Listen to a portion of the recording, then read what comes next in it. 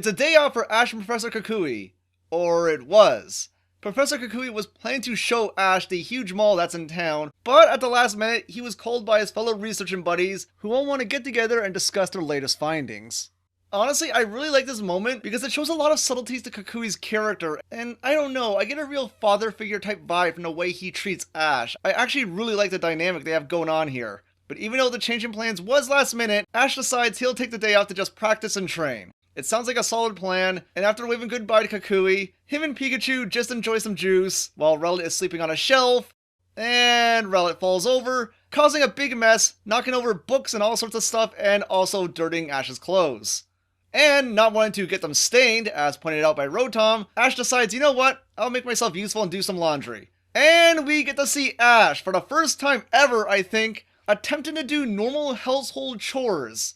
And as Ash is loading up the washing machine, we see just how many white lab coats Professor Kukui has lying around, presumably all dirty and really sweaty given the fact that he never wears a shirt ever, and the Alola region is a pretty hot climate. But hey, as long as Ash doesn't mix the colors with the whites, what could possibly go wrong? And one opening later, we come to our title card. Zing Zap Togedemaru. Gee, I wonder who's the feature of this episode. Well, back at Kukui's place, Rowlet is now wide awake and posing for the Rotom camera, but there's a disturbance, and in the laundry room, we see Ash's attempts at doing laundry. Well, they haven't quite nailed it yet. And this episode features a lot of silly antics from both Ash and Pikachu. Now this is the kind of stuff I'm sure a lot of people were worried the show would be nothing but, though in this instance, I kind of like what they're doing with Ash here. Because Ash does take responsibility for his actions, cleaning up after the mess he made. But after that, he's quite famished and pretty hungry, so he makes his way to the kitchen, where he checks out the fridge, sees some food, and decides to dig right in. But Rotom stops Ash and advises that he should actually prepare his food, and then Ash explains that he has no idea how to do that. Which is accurate, because in all the years that he's been traveling, he's had Brock cook for him, Brock again, Silent, Serena. He has never actually had to prepare his own food, at least not on a regular basis. So Ash and Pikachu grab everything in the fridge while Rowlet goes back to sleep, and slap something together, which results in something that actually has a purple aura coming off of it. But hey, it's their food, how bad could it be? So, despite being a little grossed out by their own cooking, Pikachu can't even get near it, but Ash does get at least a few mouthfuls in, resulting in him literally barfing glitter at Pikachu, who promptly zaps everyone in the house. And evidently, attempting to cook something with all the food in the house was probably a bad idea, because now there's not a crumb of food left in the house. Ash thinks for a bit, and even though they don't have Kukui as a guide, they say fudge it, let's check out the mall anyways. So, Ash, Pikachu, and Rotom make their way to the Howell City Mall. At least I think that's how it's pronounced. I'm terrible at these names, I swear. But it's not far from home, just like how it's not that far from home in the games. And as soon as they get to the mall, they come across, well, it was hinted at in the title, but Sophocles and Togedemaru. Rotom basically repeats a Dex entry on Togedemaru, though this is for a plot point that we'll be getting to later on in the episode. They just have to remind the audience just in case they missed the first few episodes. Togedemaru is really excited to see Pikachu and Ash and is absolutely thrilled, losing control of its own body and knocking into Ash, who falls over and knocks Rowlet out of his backpack. And it turns out that Sophocles is here to get some ice cream. Ash is immediately excited by this, and Sophocles gives a rather suspicious look towards Ash, wondering how much he really wants ice cream. But in the mall, we see that Team Rocket have gotten daytime jobs, working at the Malasada shop. I mean, they had to incorporate that somehow, but this seems a bit odd. Why would they need to work at the mall? They have Bewear to provide them with food. But then we cut back to Ash and Sophocles, at the ice cream shop finally, admiring the many flavors they have to choose from. It's pretty much the Baskin-Robbins of the Pokemon world. And they settle with vanilla. Really, Ash? All these amazing flavors, and you settle for vanilla. No Super Kids ice cream. No? But anyways, while Ash and Sophocles are eating their ice cream, we get to learn a bit more about Sophocles' character, where he likes to analyze data, gather information, and put it in his Pikachu hologram display computer thing?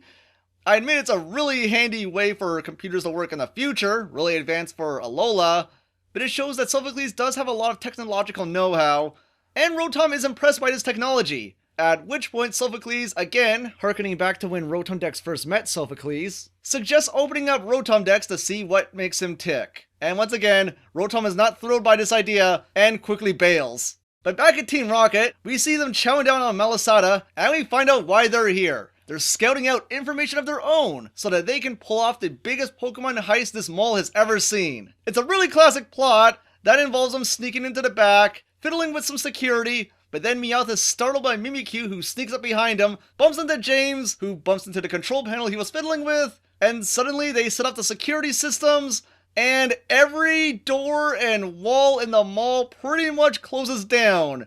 And I have to say, maybe this is how malls look in Japan, and maybe this is how malls maybe look in Hawaii, but the fact that the holes are so narrow and the ceiling is so low, it makes this mall feel very claustrophobic and kind of not something I would actually want to walk around in, especially when default security systems involve steel doors sliding down and closing off everyone and trapping them in the mall. Unfortunately, Ash and Sophocles are separated from their Pokemon, and everyone in the mall is getting kind of worried and scared. Ash considers just tackling through the door, but Sophocles stops them because they don't want to do property damage, and a security guard comes through and explains that the security systems kind of went haywire or something, which has essentially resulted in the mall going into lockdown mode, and then the lights turn off, and this freaks out Sophocles, which we find out he apparently is afraid of the dark and actually uses Togedemaru as a nightlight. I like what they did here because it's kind of a clever way to infuse Sophocles' trial from the game, which involved the lights going out in the observatory. So Ash and Sophocles go back to the security guard and suggest that they can help, and thanks to his techie know-how, Sophocles is able to get into the system, using his Pikachu-shaped hologram projecting computer thingy, and is able to download an entire schematic of the whole mall, providing holes, corridors, ventilation ducts, an entire layout. And he's even able to provide the map to Rotom-Dex, who was separated alongside Pikachu and Togedemaru, and the two parties split up, giving chase to meet up at a given rendezvous point. Meanwhile, back at Team Rocket, they're also locked in, and Jessie is quickly losing her patience as she's just banging on the door, and James is trying to talk reason, but she ain't having any of it. And then the power goes out on their end, which doesn't help matters, especially when Mimikyu is just staring. But back in the rest of the mall, Pikachu, Rotom, and Togedemaru find a ventilation gate that'll lead them to the rendezvous point, but while Pikachu is easily able to climb up to the ventilation shaft, Togedemaru's having a bit of a hard time. But Pikachu isn't quick on the draw, as by the time Pikachu extends his tail, Rotom has already taken matters into his own hands and carried Togedemaru into the ventilation shaft. While on Ash and Sophocles' side of things, Sophocles has the map on his mobile phone device, but they keep running into dead ends, leading to hilarious hijinks with Ash ramming headfirst into doors and Rowlet just hooting sarcastically. And back with Team Rocket, we see Jessie is quickly losing all patience and sanity, and it turns out down the hall and a turn to the left, there was a normal wooden door that they could just walk out of whenever they wanted. Whoops. But back with Ash and Sophocles, we see all the ramming into doors is making the two lose patience with each other, but there's no time to fight, as random doors are closing on them. Ash is quick on his feet and is easily able to slide through the door before it closes, but if it wasn't obvious by just looking at him, Sophocles isn't the best athletically, and is about to not make it. However, with Ash's good spirit, he reaches out for Sophocles and quickly pulls him on the other side before the door closes. And the two agree that during matters like this, there's no time for fighting. And through the power of non-electrical doors, Team Rocket finally make it to the roof of the mall for their grand escape, since they've pretty much foiled their own plans. However, Pikachu, Rotom, and Togedemaru also make it to the roof via the power of grates and air ventilation ducts. Everyone on the roof expresses shock except Mimikyu, who is absolutely thrilled and doesn't waste any time to quickly go for Pikachu's throat, with Jessie remarking that they haven't even done their motto yet and to not start battling before they're ready. But clearly, Mimikyu doesn't care. Pikachu's able to easily dodge all of the attacks, but Togedemaru's having a bit of a hard time. Pikachu does make a dive to help save Togedemaru and takes the hit from a Shadow Ball, sending Pikachu flying and hanging for dear life off a windowsill. Togedemaru wants to help but is stopped by Jessie and Wobbuffet, and Togedemaru wants to zap Jessie but can't quite seem to get a full charge. Luckily, just in time, Ash, Rowlet, and Sophocles show up, and Sophocles quickly figures out that Team Rocket must be the ones behind the mall shutting down. While Ash, on the other hand, takes notice of the fact that Pikachu is hanging on by the windowsill for dear life, with Team Rocket standing in their way. Sophocles ruffles his hair frantically, trying to think of something he can do to help, and suddenly gets an idea, telling Ash to get Pikachu to do a Thunderbolt, which Pikachu obliges, and even though Pikachu can't aim, Togedemaru's lightning rod zaps up all of the Thunderbolt, powering up Togedemaru, and giving Togedemaru the energy it needs to zap Jessie, James, Meowth, and Wobbuffet, and this allows Rowlet to go in and help save Pikachu. And now Team Rocket's in a bit of a bad spot, they know where this is heading, but then Bewear shows up, showing up like a cowboy at sundown, jumps in, scoops up Team Rocket, and jumps off like it's the Incredible Hulk. Anyways, Pikachu is saved, and Togedemaru is just thrilled that Pikachu is, well, safe. And then we find out that Togedemaru is a girl. So, yay! Shipping? Eh? Either way, the whole experience has brought Ash and Sophocles closer together as buddies and pals. And then it's the end of the day and they're walking back home. And then Rotom Dex remembers that they came to this mall for a reason. Because they have no food in the fridge. And Ash is still incredibly hungry. But hey, look at that! Kukui is back from his meeting with his fellow researchers after reading a note that Ash left behind saying that he went to the mall, and luckily he got to catch up with them. And now to celebrate for a full day, Kukui says they can go out for some dinner. So Sophocles joins them, and they plan out what food they're going to be having today. And then they run off, back towards the mall I guess, with Kukui in tow.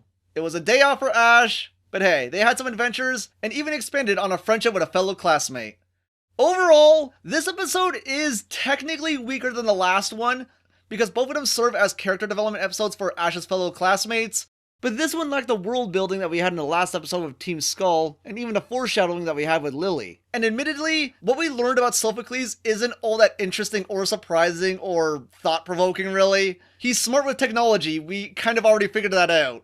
But honestly, it was a pretty fun episode to just see Ash doing ordinary tasks. Seriously, these are things we have never seen him do in the anime. I know a lot of people would roll their eyes at the idea of Ash failing to do even laundry, but really, I just see this as a jab at the fact that this is the first time he's ever had to actually do any of this on screen. So overall, it's a simple episode, and even though it didn't do a lot of character building for anyone, even Sophocles, I still enjoyed it. The next episode, though, looks really interesting. It's a Litten episode. Given the pattern, you would have expected a Mallow episode, but nope, it's Litten. This is going to be interesting.